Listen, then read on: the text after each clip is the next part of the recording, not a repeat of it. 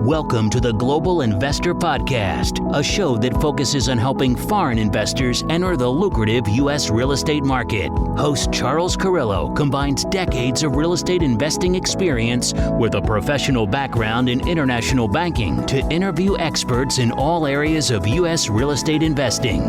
Now, here's your host, Charles Carillo. Do you have money sitting in the stock market and you're worried about it? Or worse, you have money sitting at the bank, not keeping up with inflation? My name is Charles Carillo, founder and managing partner of Harborside Partners. And since 2006, I've been investing my money and my family's money into income-producing properties. These are real assets, real properties with real addresses that produce real cash flow. At Harborside Partners, we provide passive investors who love real estate with a turnkey investing solution. If you want to put your money to work in real estate but can't find deals, don't have the time to get funding, and the last thing that productive people want to do is manage real estate. We find the deals, we fund the deals, and we manage the tenants, the termites, and the properties. Partner with us at investwithharborside.com. That's investwithharborside.com. Go to investwithharborside.com. If you love real estate, you like the idea of passive income, and believe that income-producing properties will appreciate over time, go to investwithharborside.com. That's investwithharborside.com. Welcome to another episode of the Global Investors Podcast. I'm your host, Charles Carillo. Today we have Mark Weinstein. After beginning his career as an attorney, Mark founded MJW Investments in 1983 when he discovered the potential of real estate investment and development through several successful ventures. Under his leadership, MJW has acquired approximately $1.5 billion worth of apartments, student housing, commercial buildings, industrial, and self-storage facilities. So thank you so much for being on the show with us today, Mark. Welcome to here. So give us a little background on yourself, both personally and professionally, prior to forming MJW and getting involved in real estate investing. So I was born in the San Fernando Valley, lived in Canoga Park, ran track at UC Santa Barbara, went to law school, passed the bar at Loyola Law School. And so I started my real estate while I was in law school. Awesome. And then why did you choose real estate as your investment vehicle of choice? Well, I saw that it had great potential to create wealth, and I wanted to be a philanthropist, and I figured I could make a lot more money being in real estate than I would in just being a lawyer. And it had significant tax benefits that I really liked, and so it just seemed that was an area that I could build wealth and do good things. How did you get started initially into real estate investing? So what was your first real estate investment? What kind of properties were you starting out in?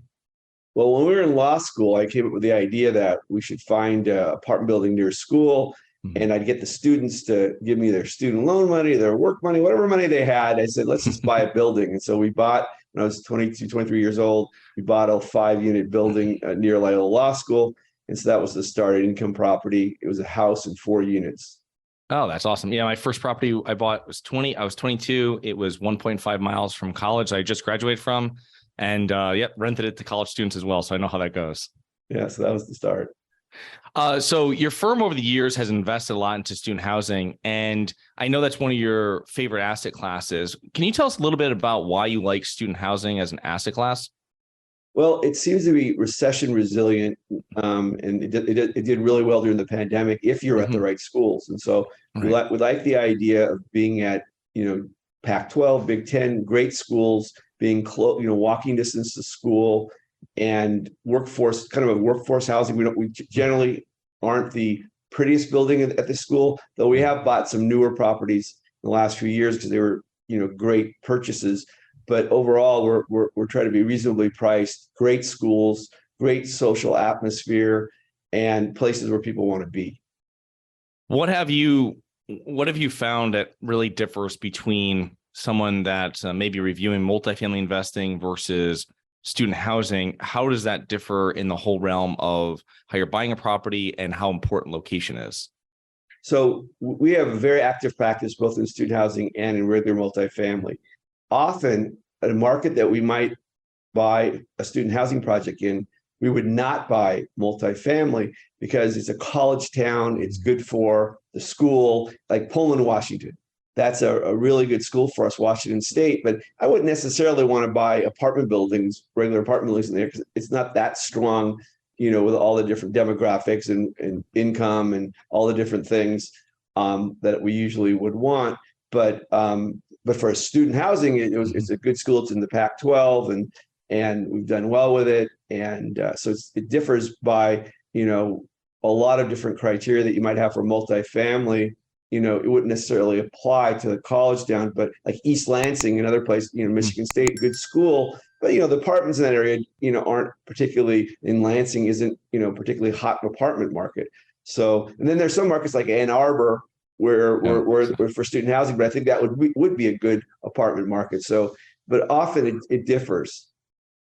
And how do you find it? I mean, I've done a couple of years of being a student housing landlord, let's say, on a very small scale. What are the big differences when you're managing it? So you've purchased it, you found the location at a good school, you're doing your renovations to it, and how is the management going to differ from a traditional multifamily apartment?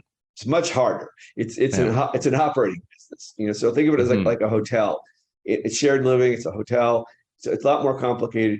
And over the years, we realized that why we like the regular multifamily as well is because it's a lot easier to manage, and you get paid more for your work often in apartments. So student housing we were able to purchase a lot at really great values and at great schools, and so they kind of complement each other. But it's a lot more management intensive. People that are in regular multifamily, the one caveat I would say is it's not the same when you're managing student housing. You better really know your schools. If you miss a leasing season, which we all have, it punishes you for 2 years because your renewals are less, your occupancy is less. It takes a while to catch up. Where regular multifamily, you have a bad month, the year could still be good.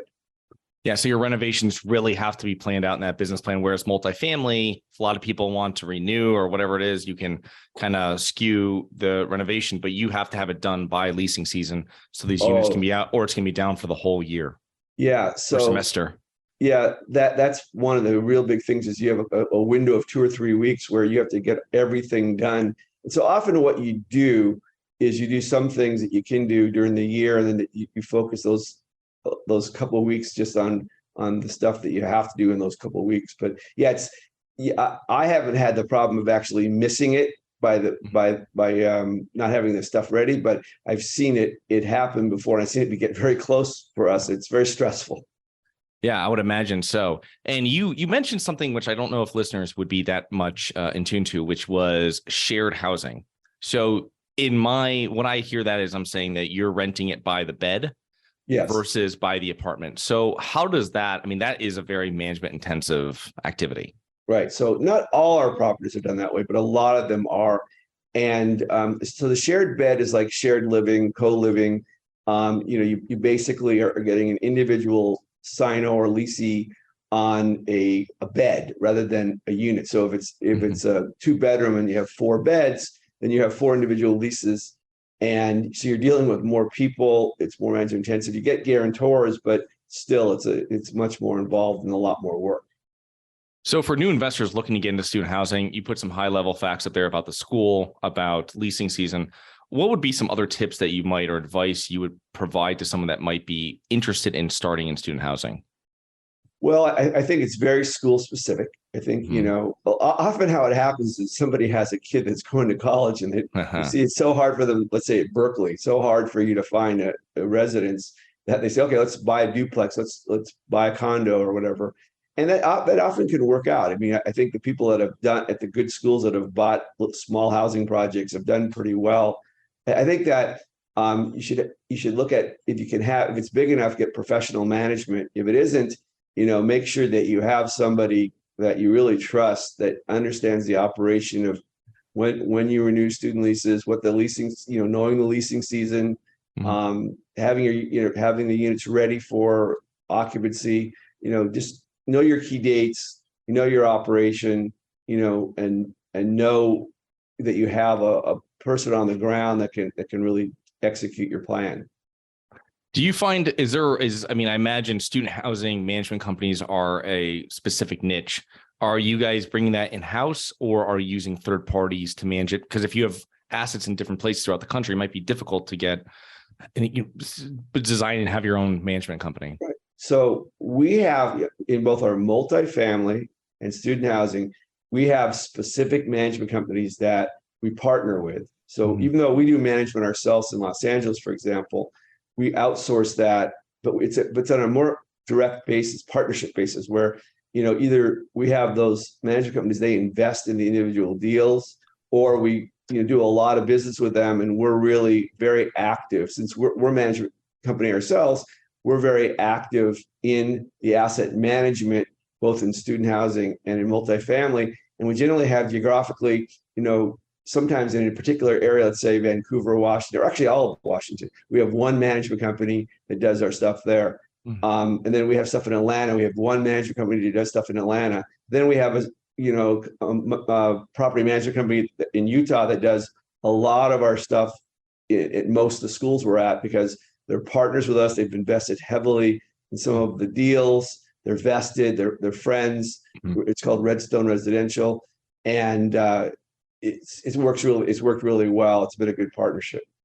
Yeah, that's a great alignment of interest that I don't hear too much from investors. But if you have a tried and true relationship with them, that's a great way of getting on the same page with everything. And we try, at all the places we go, we try to invite them to invest in our deals, and they've obviously been very happy because we've done well.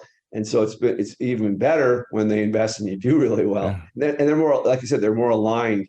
It's not, you're not always able to do that. Yeah. We do that with brokers too. We try to get brokers to bring us deals, to invest in the deals so they can share in the profits. Yeah, it's a great way of doing it, spreading the wealth around.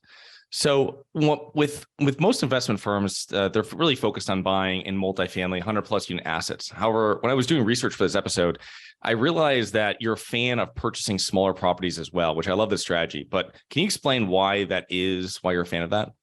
Well, first of all, we don't want to buy just a small property. And generally, when you see that, we already own a larger project, or it's part of scattered sites. And so sometimes I can't buy 200 units in a particular place, let's say Santa Barbara, but I can buy 4 buildings that are 50 units or some 30 units and 60 units or whatever it is. So I can have a scattered site portfolio. Like in Oregon, we have 400 units, scattered site portfolio. So that way I can scale by not having to find that one building. I get several buildings, much harder to manage. Yeah. And there's an art to it. It's an art, not a science. And you just have to do it right. You have to staff it right. And not every management company is going to be good at doing that.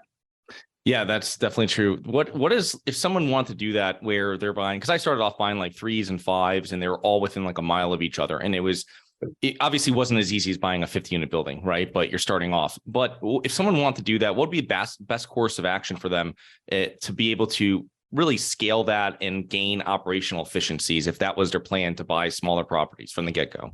Well, generally you should focus on a geographic area. Like for instance, in Los Angeles, one block, we have a couple hundred units. In Seattle, same thing, within a mile, we have 300 or 400 units. And just, try to look at the geography you want to be in. And the challenge is that if you buy that first building and it's small, what it costs for a good manager, what it costs to keep a management company, keep their attention, that you got to have enough there for them to do that. So you really, if you want to scale, you should try to, if possible, buy as many buildings as you can, as close in time as you can, so that you actually have the scale. Because the challenge is that, it costs, let's say, $60,000 for a manager of a whatever building. And if you only have 20 units, that doesn't make sense. And so you need to try to buy things in a portfolio so that you scale right away. And then the idea is that once you've already got a bunch of buildings, you keep buying more. And that's the real scaling. So you have an efficiency because you already have 100 units. Let's say it's 4 buildings. Then you could buy that 20 unit building or the 10 unit building because it's all part of your scattered site. But if you start with the 10 unit or 20 unit, that can be done. And obviously finances dictate a lot, but it's not as easy to be efficient until you get to probably up to about 100 units. Right. Where you can have full-time people, handling a lot of the day-to-day. And you can pay them well, because I think it's important to pay them well. So, because think about this, a lot of times at a student housing project, you have, 500 beds, or 700 beds, and you have this person, maybe you're paying $60,000. that person's running a 50, $60 million asset. So you got to really be thinking about, as you have your portfolio, as it grows, this person on the ground is really the person. Yeah, the management company's there, but it's that community manager, resident manager that is really running the asset. Yeah, and I feel it's just so much more efficient when you have a full-time person, full-time handyman, whatever it might be, that's focused on the asset, because when there's an issue that comes through, they're literally looped in from the beginning. It's not going anywhere higher. If there's an issue, it's taken care of at that level, which is great. The other thing I want to ask about is you're going to get a management company. Obviously, there's specific management companies for specific classes and portfolio sizes. If you were going to do it and you were starting with smaller properties, would you maybe get an idea on where you're going to get scale on rates and where you're going to get decreases on rates, so at different numbers? Or is it something that, as it happens, you negotiate again with the management company, third party? Probably more as it happens, and we try to find, with scattered sites and smaller buildings, the management companies, especially in the multifamily, really vary a lot. And you're probably not going to get a bigger company that would ever be interested in doing that. And you have to really find out whether the company, probably a smaller size company, is equipped to do what you need them to do. And, that's a very important decision to make. So does your firm invest and do any kind of development deals at all?